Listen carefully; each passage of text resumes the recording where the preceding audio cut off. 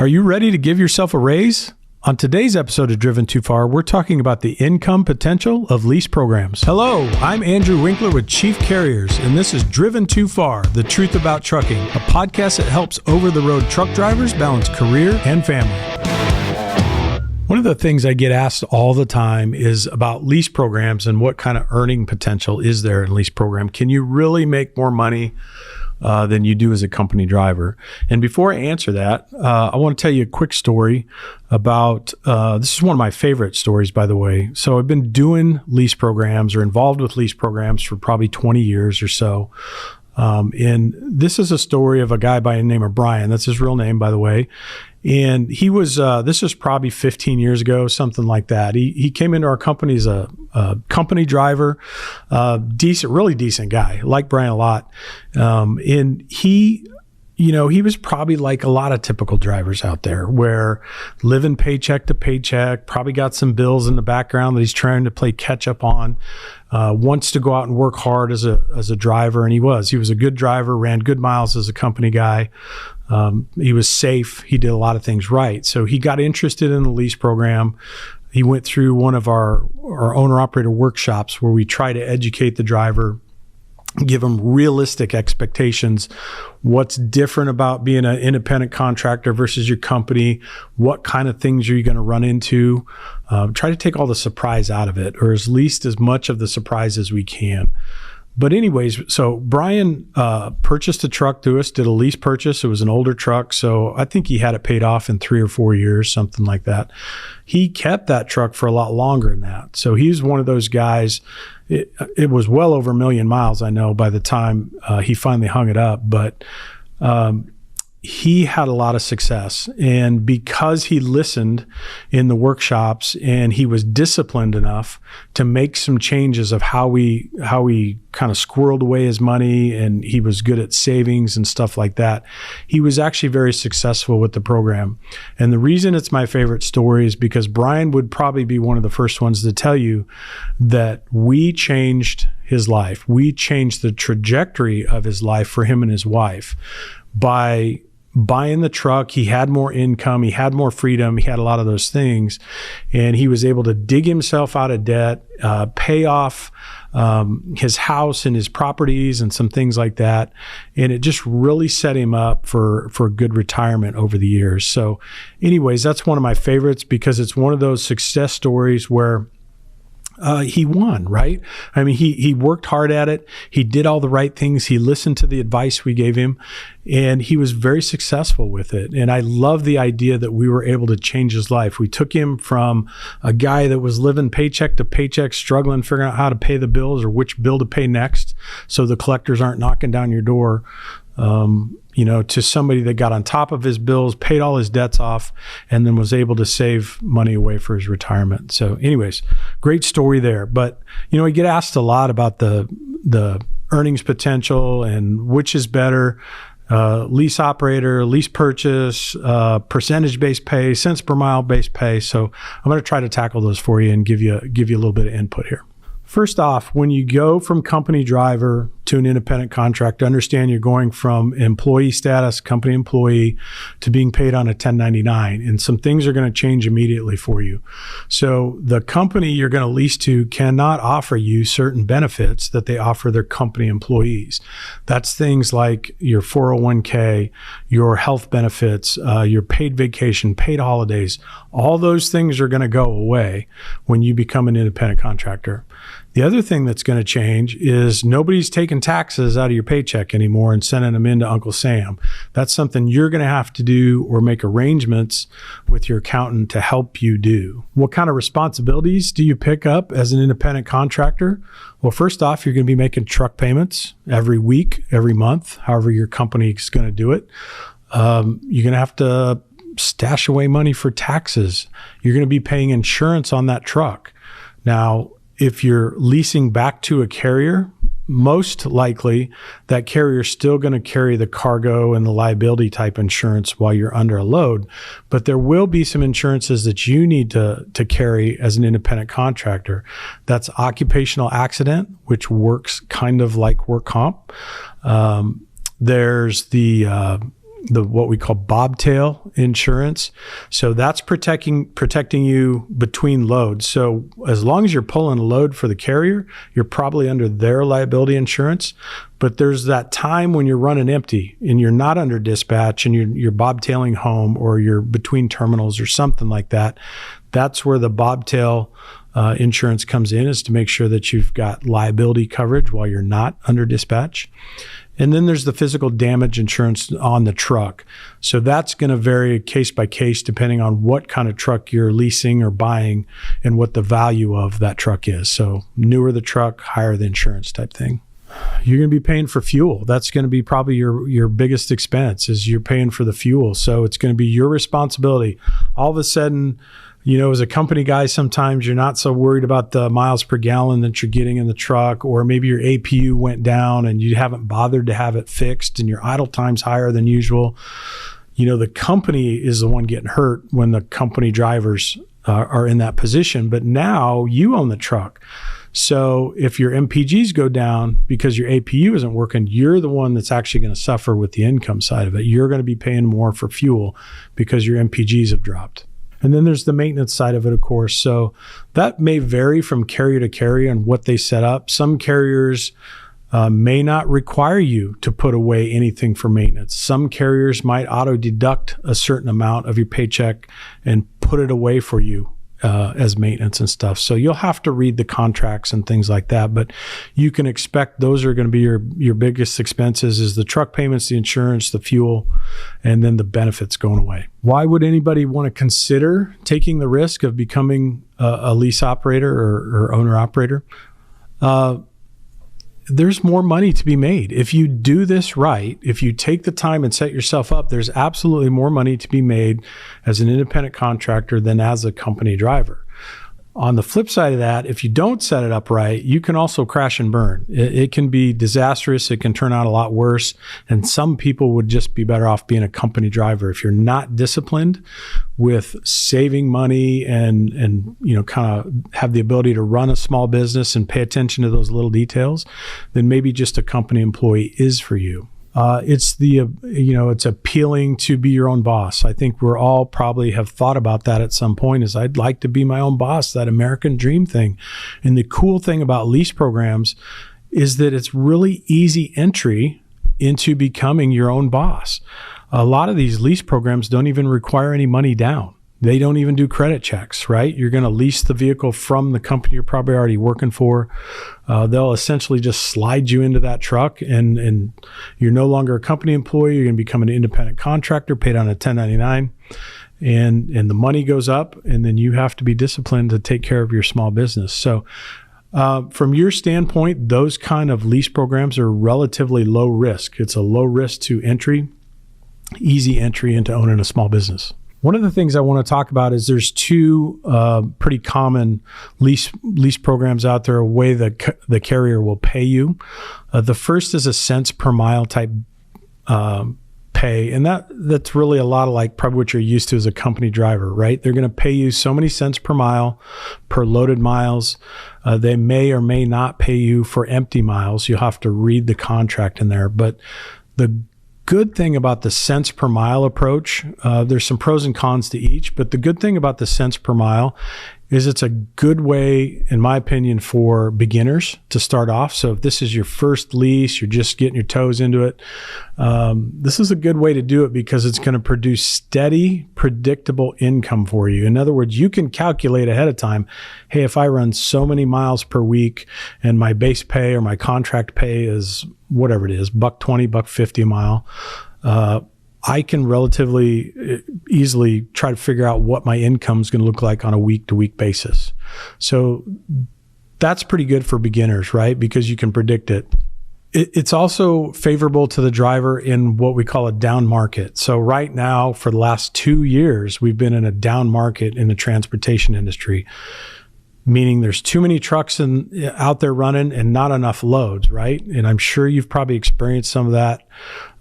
Maybe there's bigger delays between loads. Maybe the miles aren't as good as they were a couple years ago, things like that. It's all because there's too many trucks out there hanging on in the industry, and we don't have enough freight across the country to keep everybody busy.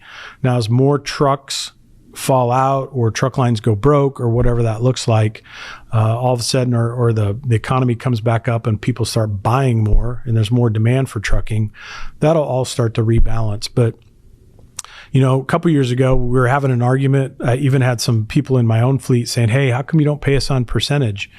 And a couple of years ago, when things were really hot coming out of, during COVID and stuff, and there was a huge demand for trucks, percentage was pretty good. That was a pretty good way to go because the rates were way up and you get a certain percentage of that gross rate from the customer. But as soon as it crashed, you also still get a percentage and those rates are quite a bit lower and stuff. So in a lot of cases, the rate wasn't enough to cover your operating costs. So when freight was hot, percentage is a good way to go. When demand is down, percentage does not usually work in the driver's favor. The good thing about the cents per mile approach is it's steady and predictable and can work long-term for everybody. So the percentage model, and by the way, most carriers do pay on the percentage model. And I'm just going to tell you a little secret here. I can think of a competitor of ours, a state away, that pays percentage. They have a lot of lease operators and stuff. And they also have a lot of lease operators trying to jump ship right now because the percentage model does not work in the driver's favor when rates are low. But what it doesn't hurt, it doesn't sting the carrier as bad when they pay percentage, right? So whether rates are up or rates are low, that carrier is always going to get a certain percentage of that rate.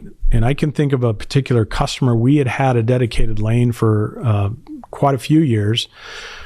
Customer put it up for bid. They saw an opportunity with the market being down that they could rebid the lane, rebid the freight, and probably get better pricing. And they did that. They went through this process. We ended up not retaining the lane and they gave it to another carrier. Now, ironically, the other carrier that took it has a lot of lease operators and they run percentage. Because they ran percentage and they pay their drivers on percentage, I don't think they really cared how low the rate went, how far they had to, keep chipping away at the rate until they won the freight, because the driver or the lease operator was the one that was going to take the hit on that. So anyways, sometimes the lease thing or the percentage thing, it just doesn't always work in favor of the driver, but it almost always favors the carrier. And that's, again, I'm probably a proponent of the cents per mile thing because I think it's just more fair across the board. The percentage, you may have higher earnings potential, and the more experienced you become in the industry, it can work in your favor.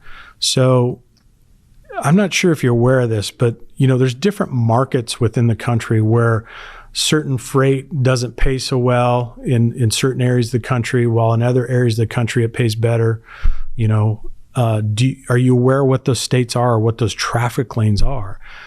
As you become more experienced and what the best paying traffic lanes are and you're on percentage-based pay, then hopefully you can steer yourself into those better paying lanes and keep yourself into that better paying freight. Now, if you're inexperienced and you don't know what those lanes look like or that traffic patterns look like, you might get taken advantage of and you might get thrown into some bad areas that just don't pay very well and you don't end up making the money you need to.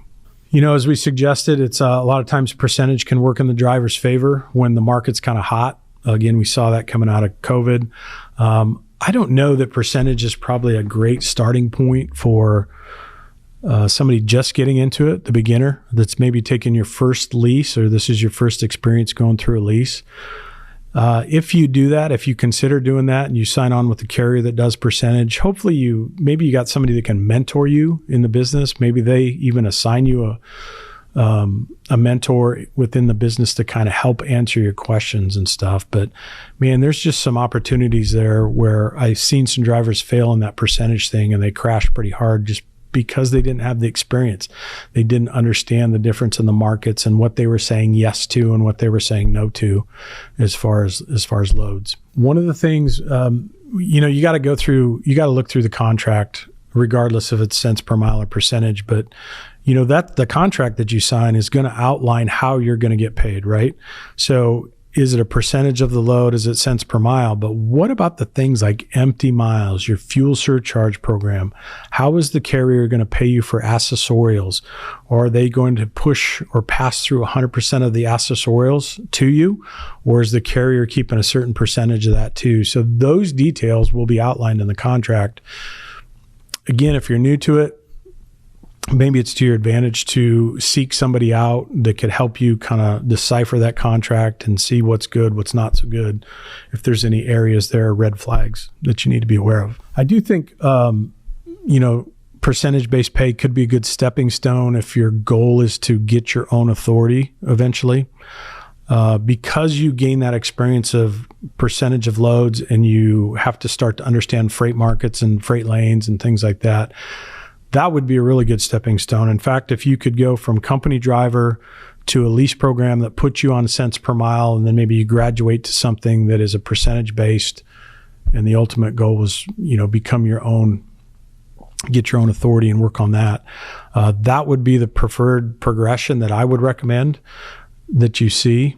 I think that taking those steps and working each one of them, for a decent period of time would set you up for success in the long run. So what are the earning potentials, right? That's what we were ultimately chasing here, and what you probably tuned in for and what you would like to know.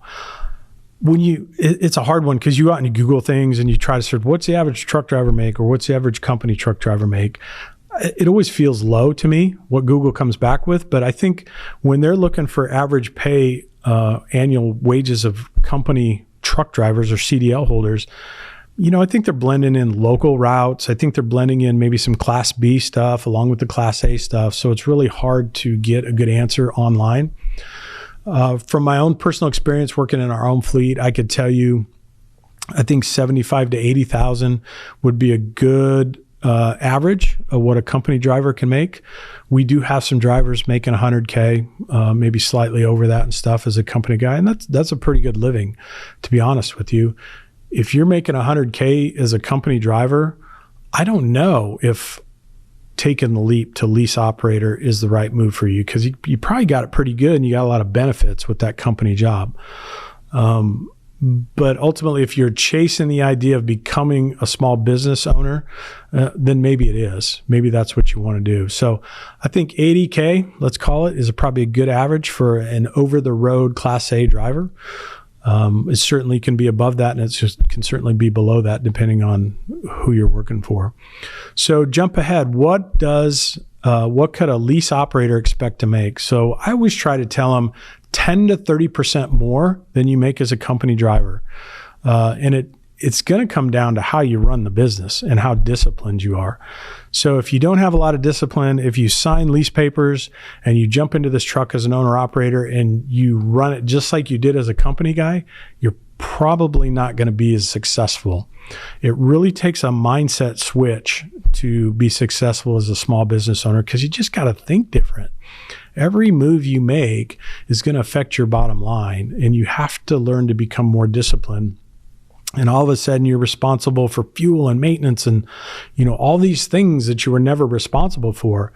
And oh, by the way, you're losing these benefits. You always had paid vacation sitting there for you as a company guy when you wanted to take some time off, when you wanted a vacation with the family. Now, all of a sudden, that's not there. If you want vacation with the family and take a week to go somewhere, that's great. You have the independence to do that, but you better have saved some extra money aside, because that truck payment isn't stopping. That insurance payment isn't stopping while you're off on the beach somewhere. So what's the number? I said 10 to 30% more. I'd say, 100 to 125K, and that's after all expenses paid. Now, when you sit down and think about how many miles am I going to run for the year? What's my base rate per mile, or what's my contracted rate? What kind of fuel surcharge did I get? It wouldn't be unusual for that truck to have earned $250,000, $300,000 for the year, depending on your setup. And by the time you take all the expenses out of it, do I think you could take over 100K home? Yeah, you could. Now, hopefully you're setting yourself up with a good tax accountant that knows how to work all the angles for a small business owner and get all those write-offs you could. So while maybe you had the benefits of earning $125,000 per year, hopefully they've taken your tax liability down to something much lower. So you're paying lower taxes than you did as a company driver. That's really one of the secrets to success, is finding a good tax or business accounting partner to help you do that, to make sure you're maximizing all the deductions you should be able to get as a small business owner. And then what if you take the next step, and that's you go from leasing on to a company to actually going out and getting your own authority and running your own loads. There's a cost to doing that, right? There's a cost to going out and filing for your own authority, and it's more responsibility again because of the, like the drug tests and all these other things and the files you got to keep on your business. But the earnings potential is probably more. Where if you're running for a company that's paying 70 or 75% of the load to you and the company's keeping 25%, now maybe as an independent with your own authority, the best idea would be for you to go out and get a contract shipper where you're taking 100% of that home. Worst case scenario is you're working through brokers, and that broker's probably peeling off anywhere from 10 to 20% on the load. So now maybe, the broker's on an average taking 15% off the top, where before you were leased to a company that was taking 25% off the top. So you make some gains by doing that. But again, it's more risk, more reward, and you have to be very disciplined to do that. How much could those guys make? And you're talking $150K plus after everything's settled out.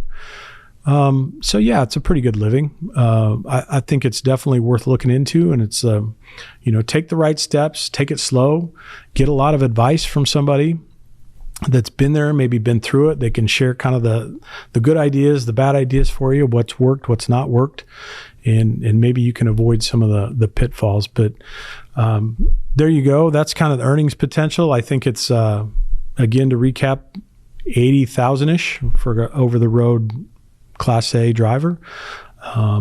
Get into a lease program, and if you're very disciplined, I think you can be 100, 125K, and then once you move on to your own authority and you're capturing most of that income on those loads out there, it can be 150 up. Maybe the sky's the limit. Thanks for joining us on this episode of Driven Too Far.